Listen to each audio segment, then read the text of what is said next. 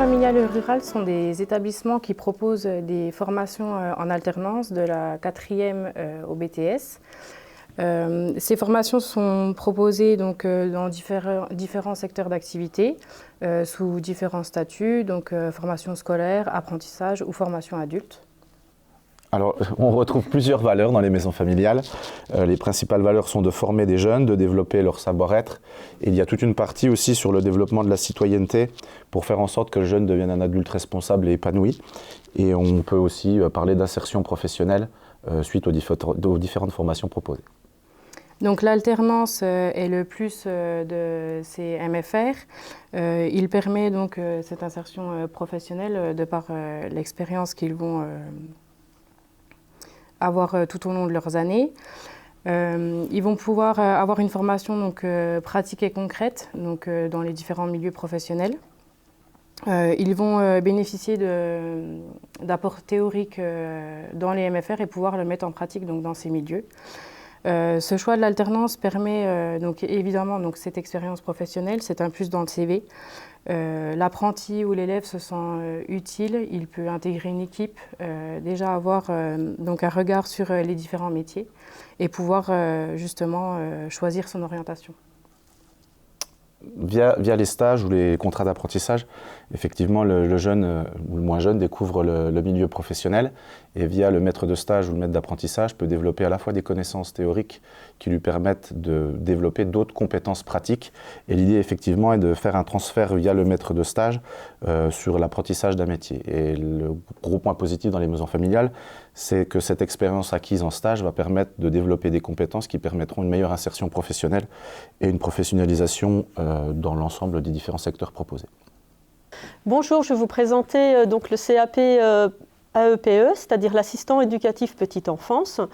Donc ce CAP se déroule pendant une durée de 1 an en alternance dans différentes structures, soit des écoles maternelles pour des enfants de 3 à 6 ans et également en micro-crèche pour les petits donc de 0 à 3 ans. Les différents débouchés sont ensuite possibles pour continuer sur les concours ATSEM ou auxiliaires de puéricultrice. Le public surtout qui peut accéder à ce CAP, ce sont des personnes qui souhaitent s'occuper et développer des connaissances dans le domaine de la petite enfance, avec aussi le côté professionnel pour agrémenter les activités qui peuvent se dérouler dans ces différentes structures. On a plusieurs thèmes qui sont abordés au niveau théorique et qui sont ensuite mis en pratique lors des différents stages. Ces stages se déroulent à raison de quinzaines, donc quinzaine en entreprise et quinzaine en MFR. Vous avez des périodes par contre obligatoires en stage qui durent un peu plus longtemps. Ce sont des stages qui sont sur une durée de 6 semaines par exemple et qui doivent être validés ensuite par le rectorat. Tu voulais avancer sur… Je vais enchaîner sur le bac pro. Donc 2 possibilités pour intégrer le bac pro à la sortie de la 3e, avec une entrée en seconde bac pro service aux personnes et au territoire, ou alors justement à l'issue d'un CAP, que ce soit le CAP ATMFC ou le CAP AEPE, avec une entrée directe en première. Donc le bac pro se déroule sur 3 ans, seconde, première, terminale, avec de nouveau une 60aine de semaines de stage à réaliser en entreprise et avec différents secteurs professionnels à découvrir, je dirais. Donc on peut travailler auprès de la petite enfance, comme on vient de l'aborder, on peut travailler auprès des personnes âgées, des personnes malades, des personnes en situation de handicap, ou alors dans des collectivités territoriales, notamment pour la partie territoire du bac pro service aux personnes et au territoire. La formation se développe avec des modules d'enseignement généraux, le français, les mathématiques, la physique-chimie, l'informatique, le PS, l'anglais. Et puis on a des modules professionnels, donc l'économie sociale et familiale. On retrouve de la biologie dans les modules professionnels, vu qu'on va avoir des connaissances à développer, notamment pour accéder au métier d'infirmière, d'aide-soignante, d'auxiliaire de puériculture. Et puis il y a toute une partie sur la connaissance des structures d'accueil, sur les publics, avec le gros point positif des maisons familiales, un autre gros point positif des maisons familiales, que vont être les interventions de professionnels, les visites de stage, les visites de structures et de nombreux projets. Ce bac pro SAPAT est vraiment axé sur la découverte du milieu professionnel, à la fois dans de simples visites, mais aussi des actions à mener sur des thématiques comme le développement durable, comme la sensibilisation au handicap. Il y a beaucoup de choses en place très variées qui sont mises dans les maisons familiales. Et on a, en complément de l'alternance, finalement, des connaissances qui se développent, des compétences aussi au cours de la formation qui permettent d'avoir une professionnalisation beaucoup plus simple. Les différentes actions permettent de créer du lien avec un réseau de partenaires. Et à l'entrée en seconde, on a des élèves qui ont des CV plutôt courts, avec une ligne, souvent le stage de troisième. Et au fil du temps, on se rend compte que les élèves vont avoir, en fin de terminale, l'obligation d'enlever des choses tellement ils auront vécu d'expériences professionnelles variées. Et donc, à présenter des CV finalement qui vont dépendre de leur orientation future. Au-delà des projets, des actions et de l'accompagnement que proposent les maisons familiales, il y a ces temps de tutorat vraiment qui sont très importants. On va justement accompagner l'élève dans son projet professionnel, l'aider à trouver des stages, l'aider à travailler son orientation pour avoir une idée plus précise de ce qu'il veut faire. On a souvent des élèves qui arrivent avec une idée, souvent de travailler dans la petite enfance, et justement les stages vont modifier cette idée-là et on se retrouve avec des personnes qui partent dans des champs complètement différents de la petite enfance. On peut aussi aborder la partie sur l'accompagnement des moniteurs, donc qui sont là pour soutenir, pour encourager, pour expliquer aux jeunes qu'ils ont la possibilité de se tromper, que justement un stage peut leur permettre de se rendre compte que finalement c'est pas ce qu'ils veulent faire plus tard. Et petit à petit, le projet va se construire comme ça avec le tuteur qui en général gère un groupe de 9-10 élèves. Et ça, c'est un réel plus dans l'accompagnement individualisé des personnes. Donc ce bac pro, il est possible aussi de réaliser des stages à l'étranger. Donc je parlerai d'Erasmus rapidement. Et à travers les différentes expériences qu'il y a eu dans les maisons familiales, on se rend compte que ça, c'est vraiment un réel plus pour s'insérer, pour réussir les entrées dans les écoles d'aides-soignantes, d'auxiliaires puériculture, d'écoles d'infirmières. Parce que le fait de pouvoir se déplacer, d'être mobile, d'avoir une expérience souvent de 2-3 semaines à l'étranger, de comprendre un peu le fonctionnement et les différences qu'on a dans les fonctionnements d'une structure en Slovénie, en Espagne et en France, ça permet à l'élève de développer un regard critique qui est très intéressant. Et ils reviennent vraiment enrichis. Et je sais que sur les différents élèves qui poursuivent après le bac, on se rend compte que ça, c'est vraiment un réel plus. Cette expérience Erasmus. Voilà. Donc c'est des choses où les maisons familiales vont travailler en amont le départ à l'étranger, avec des ateliers linguistiques, avec des ateliers sur des pratiques pour justement pouvoir proposer des choses intéressantes une fois qu'on est à l'étranger parce que les structures ne fonctionnent pas comme en France. Certaines maisons organisent des voyages d'études avec des visites de structures, mais aussi des visites culturelles, donc toujours dans l'idée de former un citoyen qui réfléchit, qui a un regard critique et qui évolue dans une société qui mute tout le temps. Et on se rend compte que nos jeunes, grâce à ce bac pro, vont pouvoir justement être des personnes qui réfléchissent, qui se donnent les moyens et qui vont pouvoir après s'insérer professionnellement parce que justement ils ont une capacité d'adaptation et une capacité de réflexion qui est assez poussée grâce à la partie connaissance mais aussi la partie compétences développées en stage. Sur les débouchés, certaines maisons proposent des préparations à l'entrée dans les écoles. Donc on va avoir, comme je vous l'ai dit tout à l'heure, des entrées en école d'aide-soignants, d'auxiliaires puériculture et puis d'infirmiers pour le domaine sanitaire. Mais on a aussi des personnes qui préparent des entrées dans les écoles du secteur social pour devenir moniteur éducateur, éducateur spécialisé, assistant de service social ou éducatrice de jeunes enfants. Et le taux d'insertion, je pense, est vraiment énorme. Aujourd'hui, même avec la bascule de Parcoursup, on se rend compte que nos élèves, avec le CV et les expériences professionnelles, vont peut-être avoir choisi une voie différente. Mais de plus en plus, dans les secteurs professionnels, on se rend compte que l'expérience est primordiale et leur taux de recrutement de nos élèves dans les écoles est vraiment excellent. Et vraiment, le fait d'avoir fait des fois jusqu'à 60 semaines de stage avec des infirmiers, avec des aides-soignants, des auxiliaires de puériculture, on se rend compte que les élèves ont développé les techniques et il y a même des dispenses dans certains modules de formation. Je parle notamment d'aides-soignants et d'auxiliaires de puériculture. Plutôt que d'avoir les 8 modules de formation, nos élèves ont des allègements suite au bac pro SAPAT parce que justement, il y a des choses qu'ils ont déjà vues à la fois dans leur parcours de formation et sur les lieux de stage. Voilà, donc je pourrais encore vous en parler des heures, donc on va reparler de ce qui peut se faire après le bac justement. D'accord. Donc moi je peux parler par exemple du BTS ESF, donc l'économie sociale et familiale. Donc ce BTS est ouvert donc à tous les bacs, à la suite des bacs, que ce soit généraux, technologiques ou bac pro. Ça concerne en fait toutes les personnes qui se sentent concernées par les personnes en difficulté sociale ou en demande de conseil ou de soutien dans les différents domaines. L'expert de BTS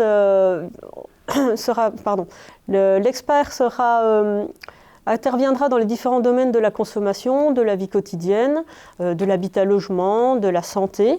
Le but de ce BTS, en fait, c'est de permettre à des personnes en difficulté dans les différentes structures sociales d'intervenir et de proposer des actions pour justement aider à développer des solutions au niveau budgétaire, par exemple, et puis aussi au niveau de la santé, de l'équilibre alimentaire, de tout ce qui concerne en fait les problèmes qu'on peut rencontrer dans notre vie quotidienne.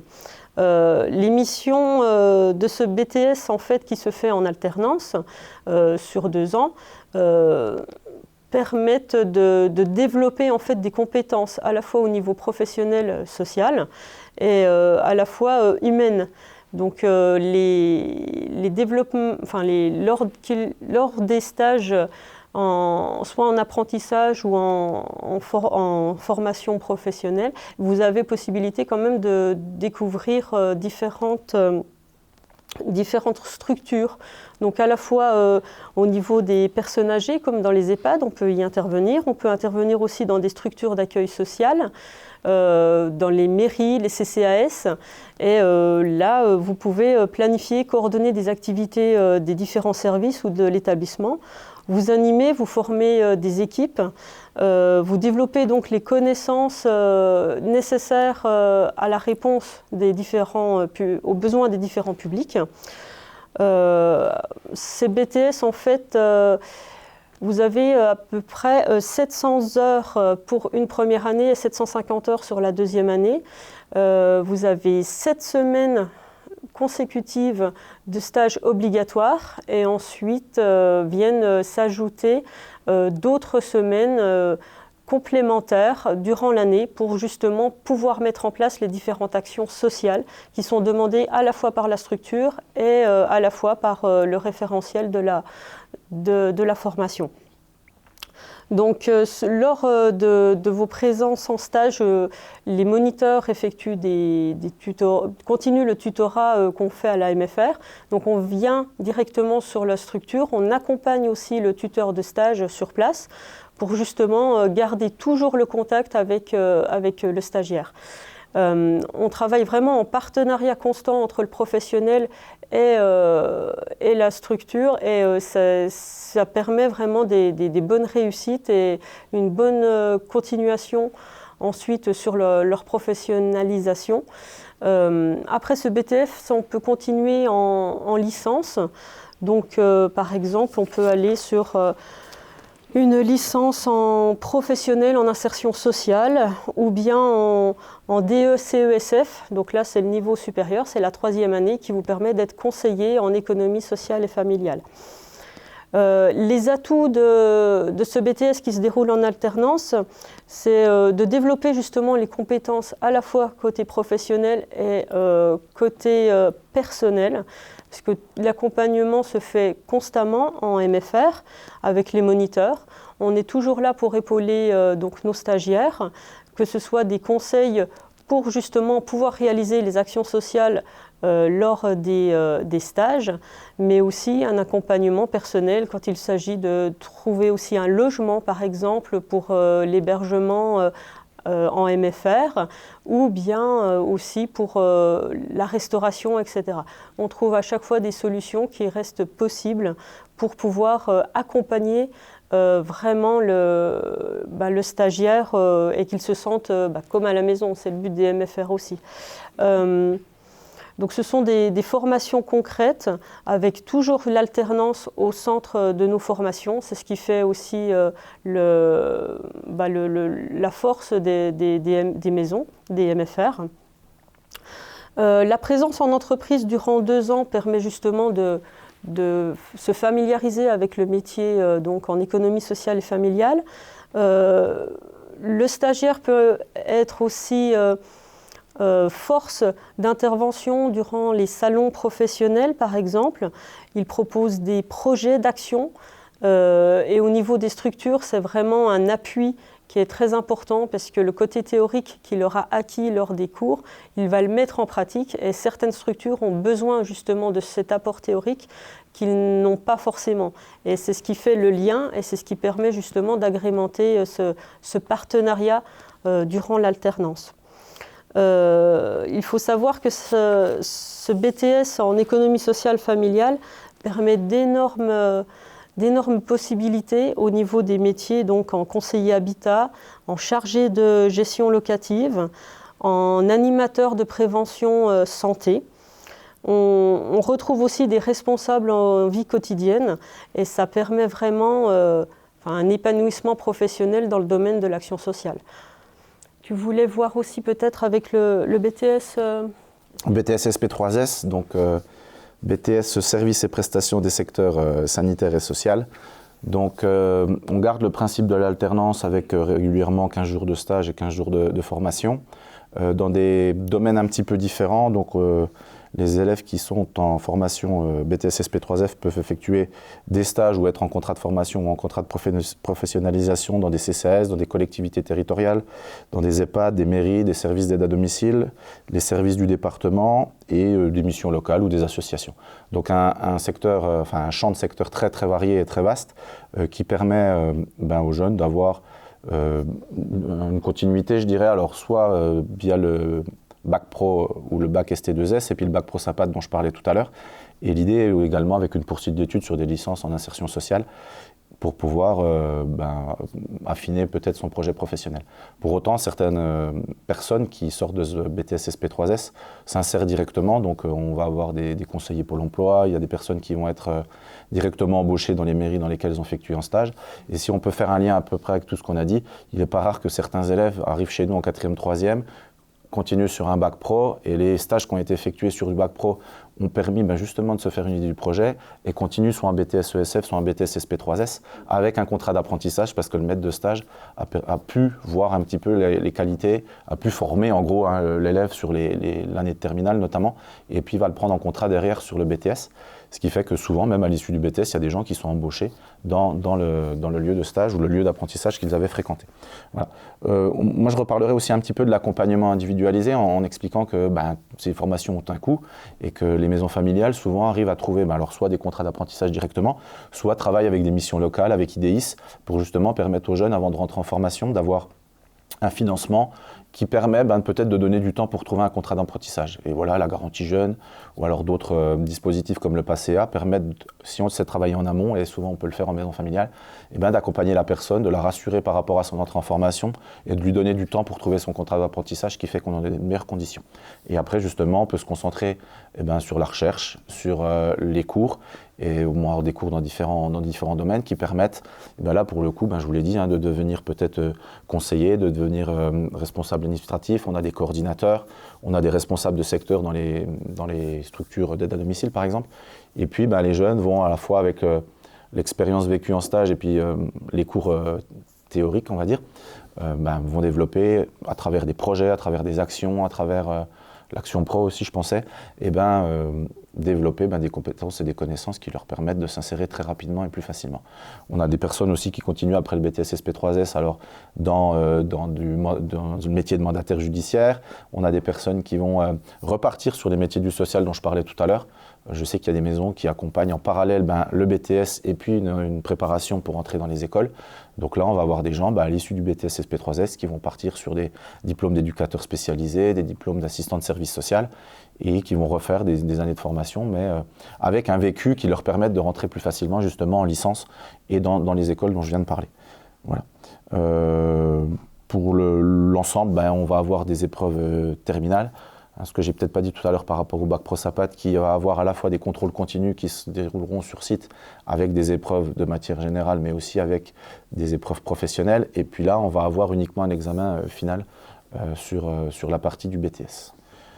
Voilà, donc une expérience variée, une expérience riche, la possibilité de partir sur 2 dispositifs avec peut-être une entrée d'abord en formation via un stage où le maître de stage va justement pouvoir se faire une idée et puis après, sur la deuxième année, va prendre en apprentissage la personne qui aura fait ses preuves et qui sera sérieuse.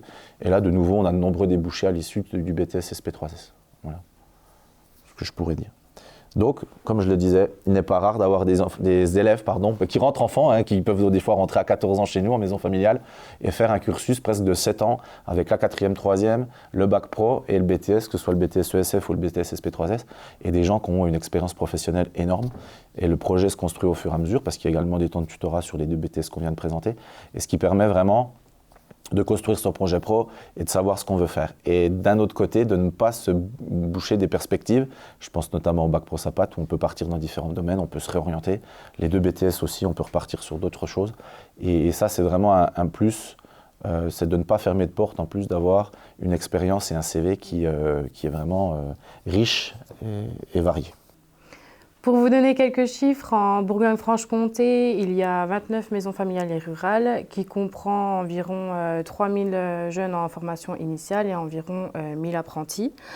97% des jeunes sont satisfaits de leur formation en MFR.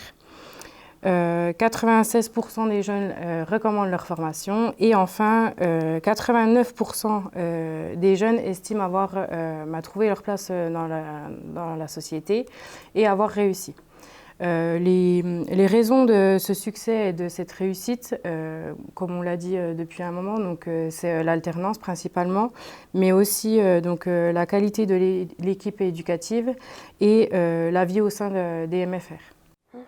Et à propos de réussite, justement, un bon exemple, par exemple, pour la réussite du CAP Petite Enfance, donc accompagnant éducatif Petite Enfance, nous avons 3 jeunes diplômés d'il y a 2 ans qui ont réussi à créer leur propre micro-crèche et qui accueillent maintenant entre 6 et 8 enfants.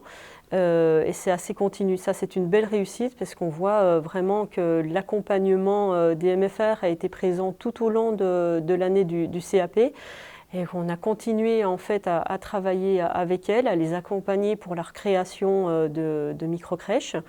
Et maintenant, on a le plaisir de les voir assez souvent, qui accompagnent nos jeunes stagiaires qui veulent découvrir justement ce CAP et qui volontairement ouvrent leurs portes soit pour faire des visites ou soit pour accueillir carrément quelqu'un en stage. Et ce qui prouve bien que se former et s'épanouir, c'est vraiment possible à la MFR.